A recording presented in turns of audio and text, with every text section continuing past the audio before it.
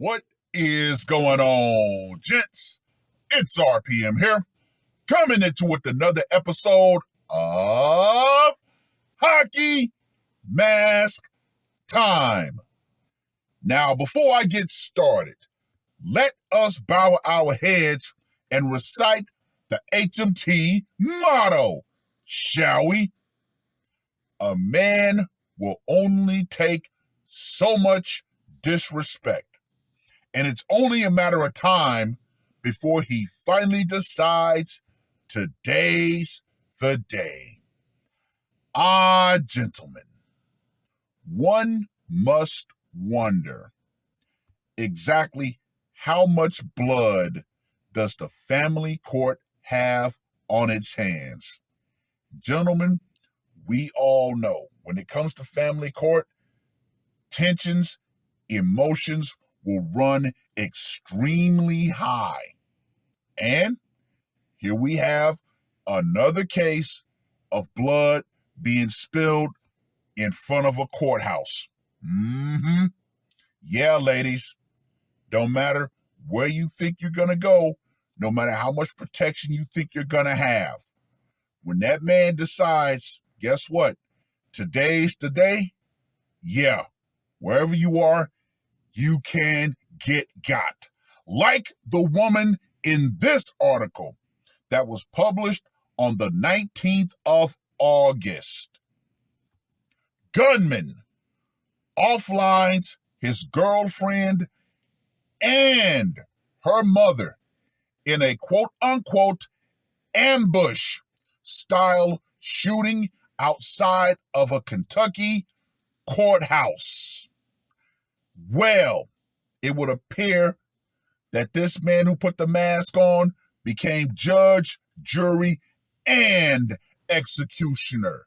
Now, let me just go ahead and say this right here. Woo! A Kentucky man shot and offlined his girlfriend and her mother in an ambush-type attack following a family court hearing, and later tried to offline himself after leading cops on a wild chase, officials said. Elizabethtown Police Chief Jeremy Thompson said Christopher Elder, 46, opened fire on the victims, later identified as Erica Riley, 37, and her mother, Janet, 71, in the parking lot of the Hardin County Justice Center at around 9 a.m. Monday morning.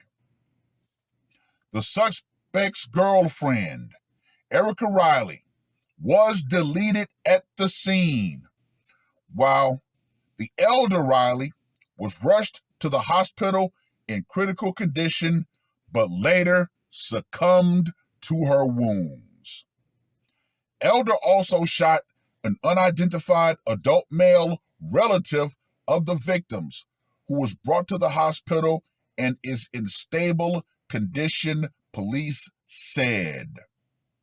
After fleeing the scene by car, Elder was chased by several law enforcement agencies, during which he quote-unquote pointed a rifle at pursuing officers multiple times. He later pulled his vehicle into a church parking lot and continued pointing the rifle at himself and officers, the Hopkinsville Police Department said. Christian County Sheriff's Office and HPD negotiators attempted to talk some sense into the deranged man for more than 90 tense minutes before he shot himself in the head. He was flown to Vanderbilt Hospital in neighboring Tennessee and is in critical condition. Thompson said Elder had been involved in an emergency protective order hearing involving the victims before the shooting took place. Quote unquote, this is a domestic violation related incident. There was a hearing at the courthouse this morning stemming from previous incidents, and we believe it was isolated to the individuals involved, Thompson told reporters, saying Elder was quote unquote part of the hearing. Now, of course, my question would be, how much did she contribute to the domestic violation? We all know things don't just pop off spontaneously. Yeah, there had to be some back and forth. But, of course, she had to get the people involved. That way, she could make sure she had her victimhood status on paper. 2 of Erica Riley's children were at the scene of the shooting, but were not injured and are safe with family members, Thompson said. Well, they said they were her children, so it would seem that Mr. Elder was in a step dummy position.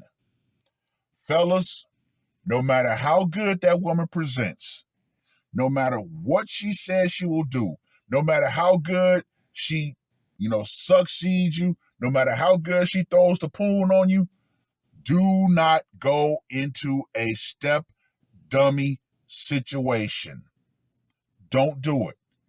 Yes, I myself did it, but things were way different back when me and the meat sack first hooked up.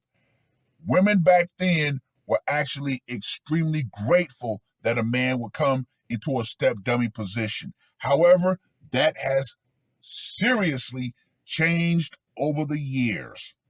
Yeah, even single mothers out here feel that they're entitled to the best man.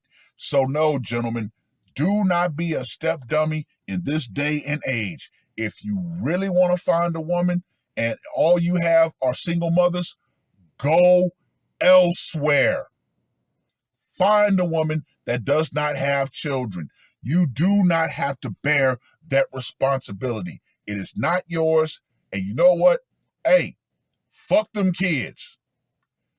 She should go back to her baby daddy and make that shit work. Fellas, you got to start being ruthless out here to these single mothers because their entitlement level is off the fucking charts. Let me get back to this article. Quote unquote, it's terribly tragic because unfortunately the victims lost a life. We have 2 other people who were shot. Surviving family members are going to be without loved ones, Thompson said, adding that the horrific act of violation highlights the high-stress environment of family court, where emotions can run dangerously high. No shit, Sherlock. Quote unquote, at family court, there's always emotions involved when you have cases like this, and we have them daily. It just takes one incident like this to understand how volatile it can be. Elizabethtown is a city of about 31,000, located 45 miles south of Louisville. Well.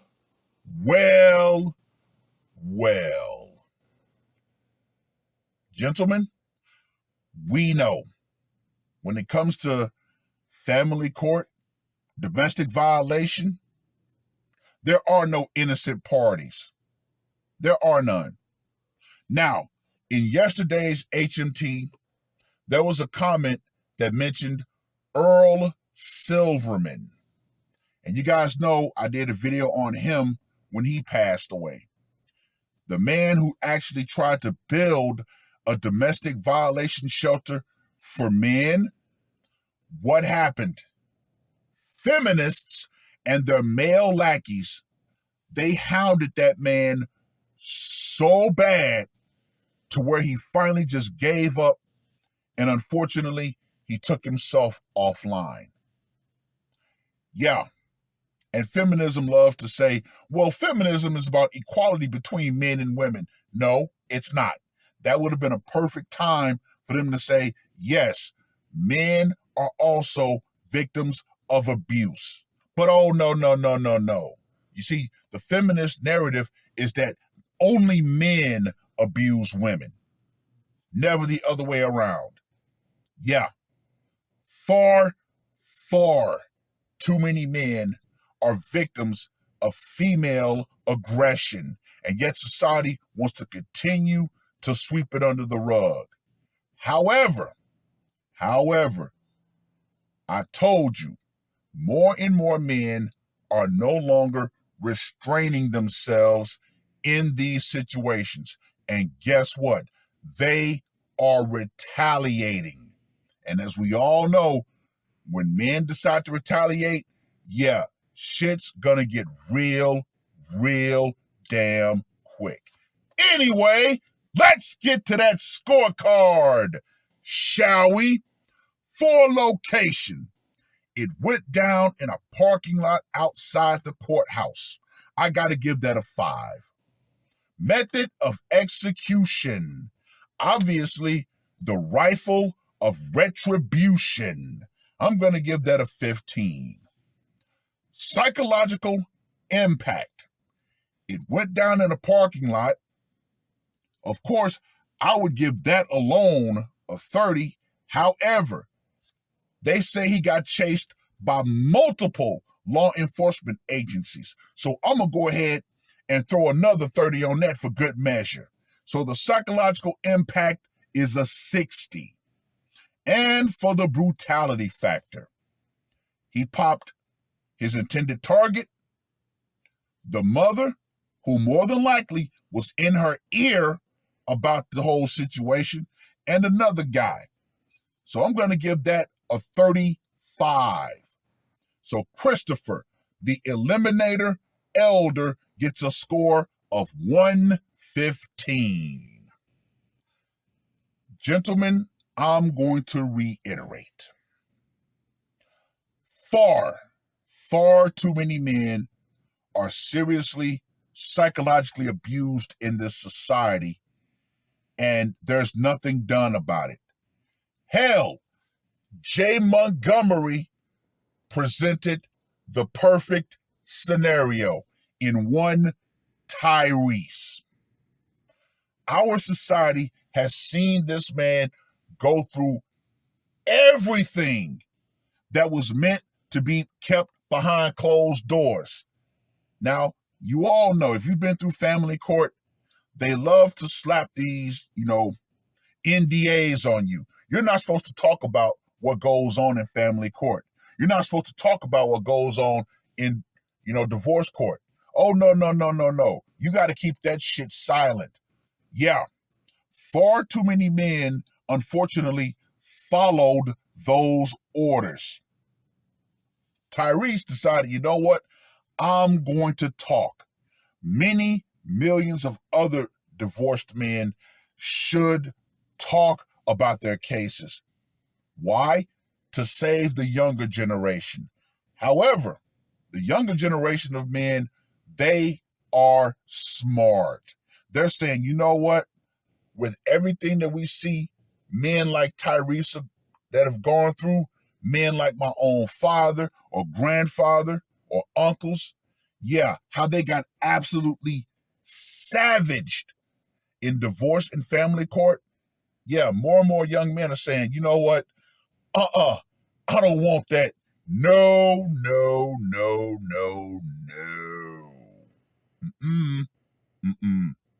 Yeah, it's very unfortunate, everything that's happening to Tyrese.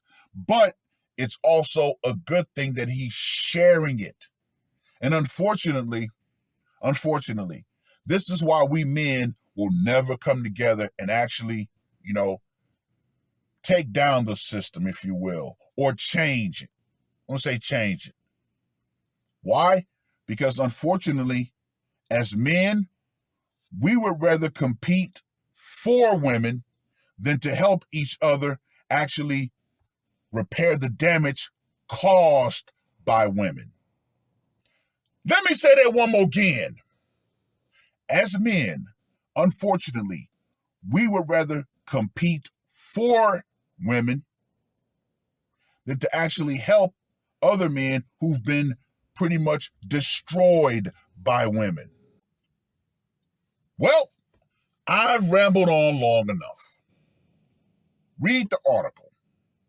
Let me know what you guys think. And to you women out there who think that the system is going to protect you when you decide that you're going to use it and weaponize it against the man that you're in a relationship with, you better understand this, and you better understand this crystally damn clear. The power you think you have in that situation, that the gun of the state is going to protect you at all times, that will go out. Feminism and the idea that you're going to do what you do to the man that you're in a relationship with, fuck his life up, and just walk away like nothing's going to happen, oh, that's going to go out right along with it. Because once again, when a man no longer fears the consequences of his actions, he will act. This man decided, I'm going to take them out in front of the courthouse. Yeah, ladies, nowhere is safe from a man who's determined to take you out. It is what it is. That's all I got to say for this one. R.P.M. I am out. Murder on my mind, yeah. Losing all my hope, yeah. I'ma do the crime, yeah. Fuck the red or blue, I'ma take the black pill, yeah. Fuck the red or blue, I'ma take the black pill.